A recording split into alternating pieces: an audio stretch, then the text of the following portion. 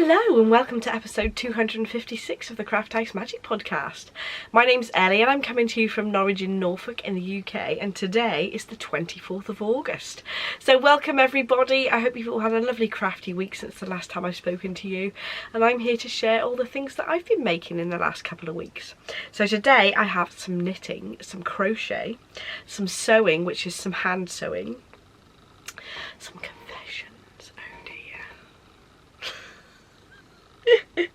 I have a couple of things to mention on the what's occurring section, so what's been going on, a couple of things for the shop update, and of course a little appearance from Jensen at the end of the podcast.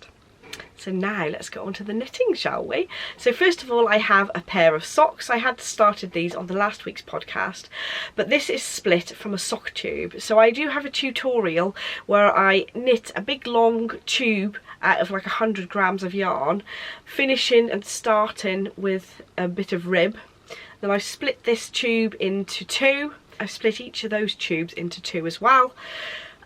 Which will go to either another pair of socks or another pair of mittens, and I'll show you the mittens that I'm starting to make out of the other bit of the tube in a minute.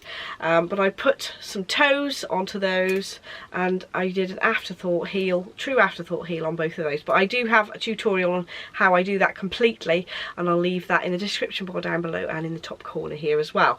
But these are knitted out of some opal yarn that I did have in my shop, but it's now sold out. It's called Twin Summit in the 11152 colourway number, so you might be able to get hold of some online if you wanted to get some of this colour, but it was a while ago when I stocked it.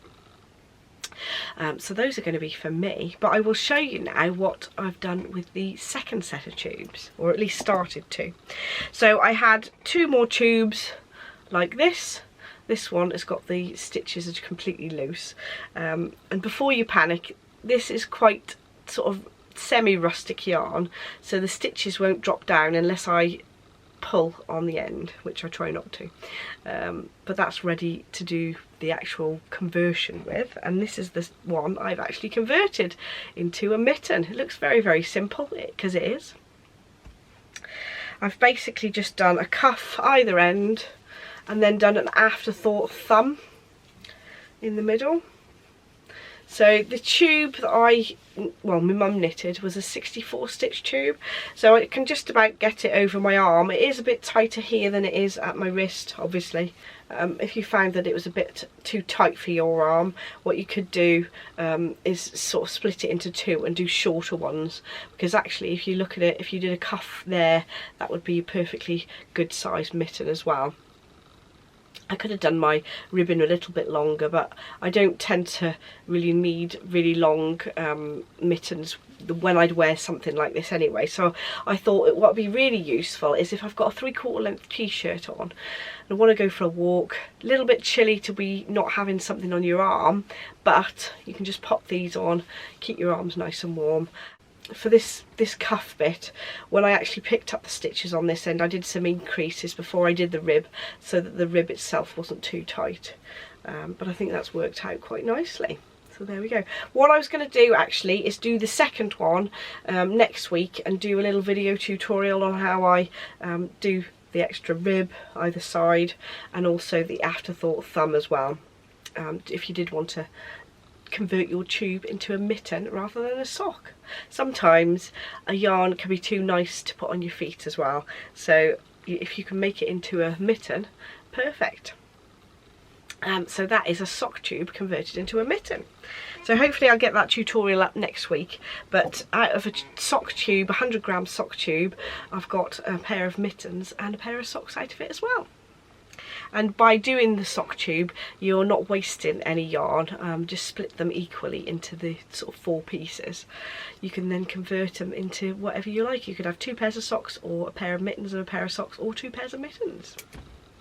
So I have been working in collaboration with my mum again to knit my dad some more socks. So my dad has only got a couple of pairs of hand knitted socks, so we were like, me and mum, we can work as a team to knit some together.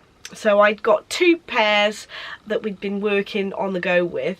So I cast on the cuff, mum knitted the leg on both of these, then I got them back and I did the heel flap and gusset and decreases down there to here, and then my mum knitted the straight bit, and then I did toe decreases. So we took it in turns, as she was knitting sort of one of each colour at a time, passing them back to me, and then I was passing them back to her when they're finished. But they're 2 completed pairs. They are a little bit big on these sock blockers because they are 72 stitch socks. Dad doesn't like them too long as well, so I've knitted them quite short, but they are nice and wide for his feet, because he finds that when he buys socks in the shop, they're quite often a little bit tight round his leg. So it's good that you're able to knit them in a wider sock so that he's nice and comfy. So the colourways that I've got, this is an Opal one. This is one I also had in my shop, but I'm afraid this one's sold out. But I do have the number for it if you can get it from somewhere else. So this is an Opal, and it's out of the Memories collection, I believe. I think it was called Uncle something or other, but they never write the name on the label, and I've completely forgotten what it was. And it's 11002, that colourway. What I did is I did try to make them match, but I was looking at the red and blue stripes and not the underlying sort of greys underneath. So they're the opposite greys underneath, but you know, it's a more or less matching pair. So those 2 are ready for Dad to wear. And we have the other pair. This pair of blockers is a bit smaller actually, so these look even more baggy. But this one is a Regia, and it's in a Kaffe Fasset colourway that was gifted to me. And this one is in colour 03773. But it's nice how the colour sort of changes on that one. Really, really pretty blue colours with this lovely sort of deep mustard in between. So those are going to Dad as well. What I might do actually is collect a few more pairs and give them to him as a sort of start of winter present, so that he's got plenty to wear. So those 2 are finished for Dad, but we've also started another pair, and this is a lovely bright turquoisey green. Obviously again we've done the same. I cast Mum on, she's done the leg of the sock, and then I've just started doing the heel flap and gusset. I find with the heel flap and gusset you obviously got a little bit more room in the instep there, so because Dad's got quite chunky feet, I think the best way to go is the heel flap and gusset. So this one was a lovely gift again, and it's actually named after a town in Germany, this colourway, called Saarlouis, I think that's how you pronounce it. But it's another wool, and it's a lovely Woll Butt yarn, which I've used another ball of previously, and it's 75% wool, 25% polyamide, similar to the Opal, but it's a little bit thicker, I think, this one. So I'm really enjoying knitting on that. DPNs because Mum likes DPNs, and she has currently got 3 other pairs on the go, so we're really going for it, knitting Dad lots of socks. So it's very appropriate because at the moment we've got the summer sock along going on till the end of August. So if you're knitting socks, come and join us over on the Ravelry group or use the hashtag on Instagram, and I'll talk a little bit more about knit alongs in the What's Occurring section of the podcast a bit later. The pattern that I use for all of the socks that are ones of the heel and flap and gusset that I've been showing you are a simple top down sock pattern, which is one of my free patterns both on Ravelry and on my website, and you've just got a sort of slip stitch heel to do some reinforcing, knitted top down with a little bit of a cuff, and I give you my instructions of how to sort of measure to get it to fit as well. And I do have a separate video talking about how I get socks to fit, but it is a case to begin with, a bit of trial and error and checking out your gauge before you start. But once you've sort of got started and know how many stitches you use, you're away. I will leave links to all my sock tutorials in the description bar down below, and I'll pop links up in the top corner as well. So at the moment that is all I've got to show you, but I have been working on some patterns for the advent calendars. So this weekend is your last chance to purchase advent calendars, yarny advent calendars, and in those calendars you get either the shawl pattern, which I'm working on, or the sock pattern, depending on whether you get the sock and bag set or the actual shawl pattern. But as I'm working on this shawl pattern, I'm thinking you can make this into a blanket as well. So I am going to put instructions to make it into a blanket as well. It is a modular shawl where you're using sort of 10 grams at a time. So very, very applicable to do a blanket out of. So I will be showing you some samples of those in the coming weeks, but in the meantime, you know that you can make it into a blanket as well as a shawl if you didn't want to do the shawl pattern itself. So the pattern will be carried out for everybody else at the beginning of December, but if you have purchased one of the advents, the pattern will be emailed to you in sort of late November, so you get it a little bit early. And that's also included rather than a paid for pattern, which it will be for people who haven't bought the advents. Anyway, I will get on to the next section. It is crochet. I have managed to finish my little Esme the Fox. So the pattern is by Kerry Lord, and it's one of the Toft patterns out of the Edward's Menagerie book. But actually they did give me an updated version of the instructions when I bought the yarn for this at the East Anglia Yarn Festival. So I bought 3 balls of fudge and 1 of the cream to do the face with, and obviously the tail as well. I have got quite a bit of the cream left and nearly a whole ball of fudge, so I may buy a couple more balls and make a sort of partner for it. So this version has got slightly bigger ears than the original book version, and I do have the book as well, so I might do another version which is the older version as well, that's got smaller ears. And I think that the face, the patterning on the face is slightly different as well, because mine looks like there's more cream on the face than the original. But it was very fun to make, and I'm a little bit out of practice about doing crochet in the round, so I think I could have made him look a little bit better if I'd have made some more things in the rounding crochet more recently. But I feel like I'm sort of on a roll with it now, and I am going to make the next pattern that I bought yarn for out of the Edward's Menagerie book, and it was a little elephant, so I am going to make a start on that. But I think he looks quite cute. I did put some stitches in his face to shape his little nose a little bit more, so you can see there. I did carry the yarn across the top and the bottom, the opposite colours, and I think you can see it a little bit, even though I actually undid it and made sure I pulled it tighter so that it sort of stayed at the back of the work. You can see it a little bit, so I think in the future I'll just leave the ends floating in the middle of the object rather than carrying him along. I was just a bit worried about it sort of undoing, but I think he looks okay. He looks like he's got a bit of a natural colour with a bit of mixture between the cream showing through as well. I used some black yarn to stitch in the nose, the eyes, his features, and I think that's come out okay. And I do love the little tail and the way the little arms and legs sort of are quite floppy. So I am definitely going to make more of these. Although I do find that crochet really hurts my wrists, so I can't do loads all at once. So it's a little bit of a couple of nights a week sort of thing for me. But there we go. There is Esme the Fox saying hello. What I shall do, actually, Jensen hasn't got any new clothes to wear at the end of the podcast, but I'm going to see what his reaction is like to his new little Esme. But hopefully he will like her. So there we go. There is Esme the Fox.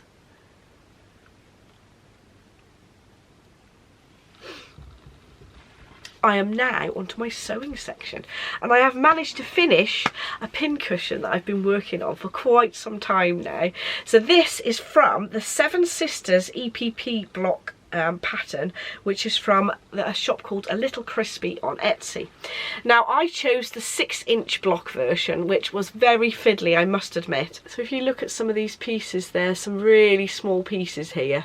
They were very fiddly to put in. I started from the middle and worked my way out.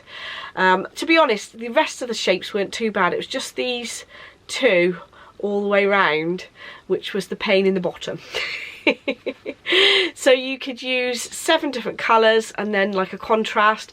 I wish I'd used a grey, I think, as the contrast, because it's sort of a bit dull being the sort of medium beige. But it will go really nicely with my craft room, so that's okay. So you can make this into a cushion cover, where you applique this onto square pieces of material, then have like a big square cushion with this on it. this appliqued on it, but I did the version where I wanted to make the pin cushion. And what it got you to do was, when you'd actually assembled this last piece of EPP, you had to trace that onto a piece of card, cut that out, and then use that as a giant EPP, put right sides together with the front, and then hand stitch it nearly all the way round. Take all the card out, turn that the right way, give it a press, and then stitch it closed, obviously, when you've stuffed it, and then it was done, and you get this really cool shape, which I'm really pleased with.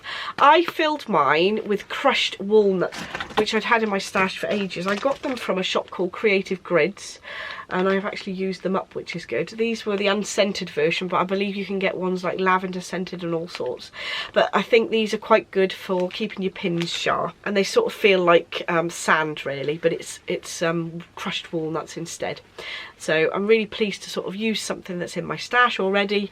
You could of course put rice in it, or sand if you wanted to, but I'm glad I got that finished. I think my actual stitching on it on some little bits is a little bit sort of untidy compared to some of my other work, but I did take it to my local quilt group to do in the evenings, so I didn't have the best light sometimes, so that's my excuse.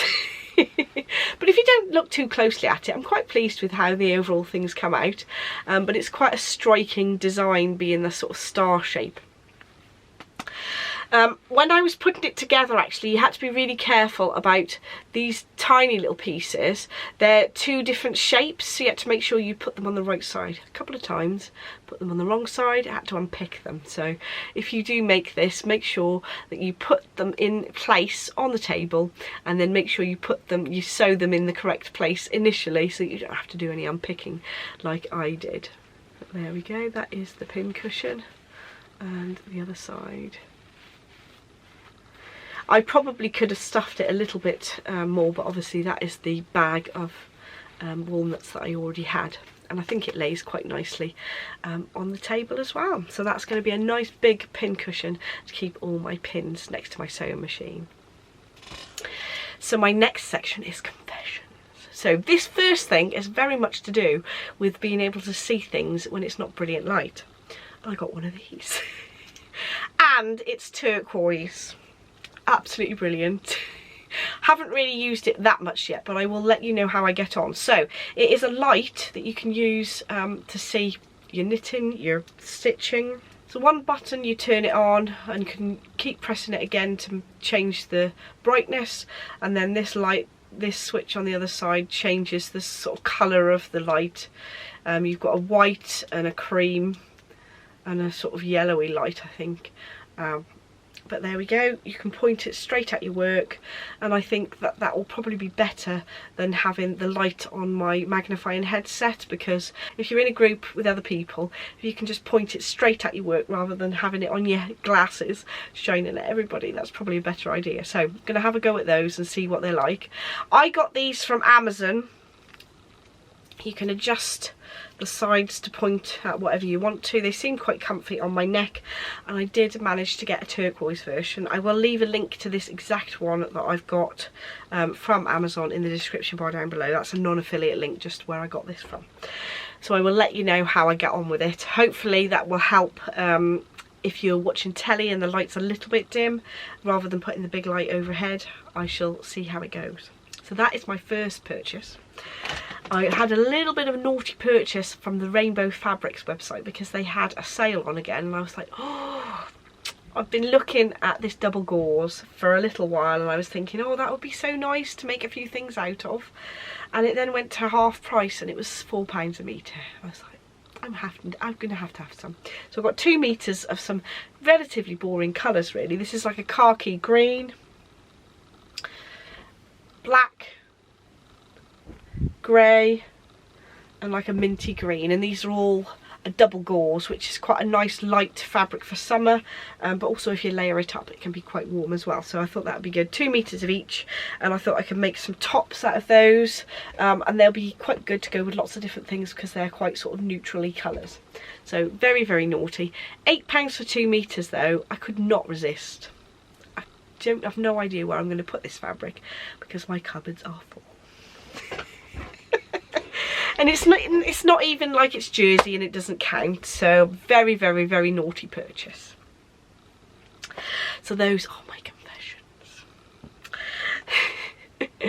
My next section is what's occurring. So I've completely forgot to mention this before, but we did have a new date for the next Barbara's Day Out.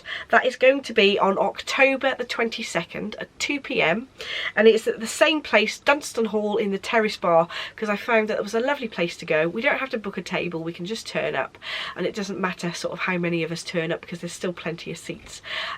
So thought we'd stick with the same place. Plus it feels a bit fancy, it feels like you're going out and having a little bit of a treat. They do very nice chocolate brownies, very, very rich.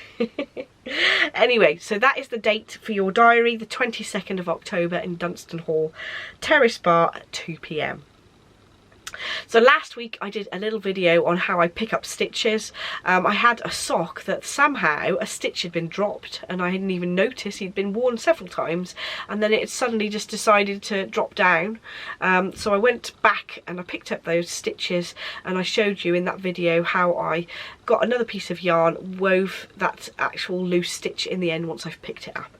So hopefully that's helpful to somebody. If you look very carefully in the video, there is one bar that I had missed because I was looking through the viewfinder when I was actually doing the video, rather than looking straight at my work. But I thought you might find the video helpful to see how I sort of pick up a stitch, and it's now secure, so that's their nice wearable pair of socks for Adam now.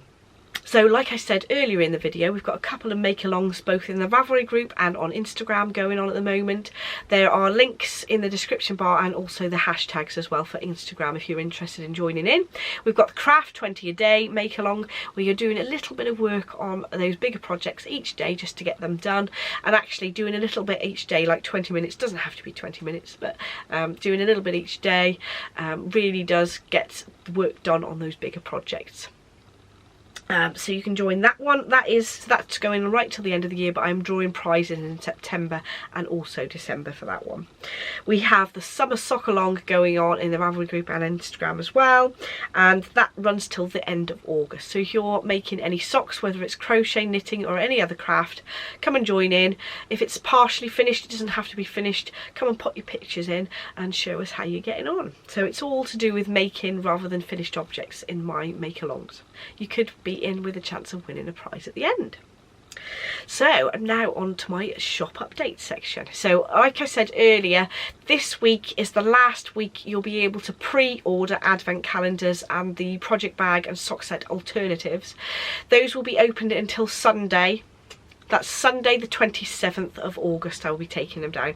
So we've got the August yarn clubs on sale at the moment on the website. They'll be available until the 6th of August. So you can actually order the August and September together, or just the August on its own. I'll list the September on its own separately in September as well. But those are available until the 6th in the double listing and the single listing for August. So there we go, that is my shop update. Last of all, we've got a little appearance from Jensen at the end of the podcast. So over to you, Jensen. For you. I made you a fox, Jensen. Oh. You like him? You like him? What do you think?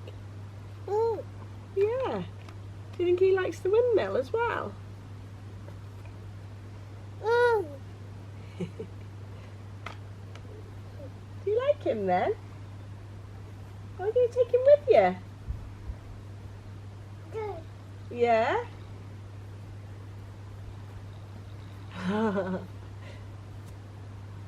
they going to sit on there? Oh, are you going to put him over there? Going to sit on the plant pot?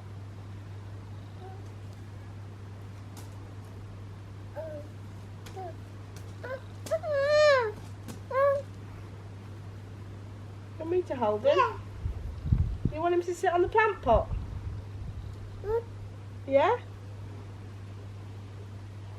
Want him to sit there? There you are. The wind's blowing.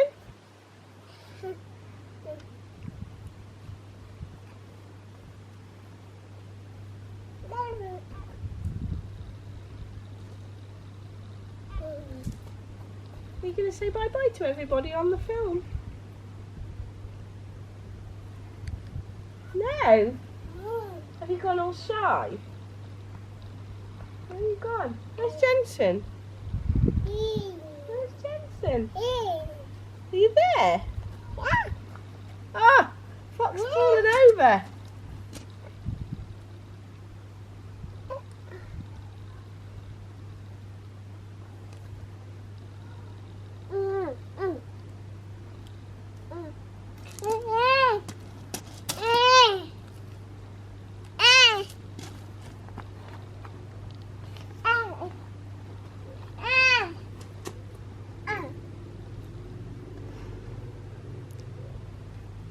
Say bye-bye, Jensen.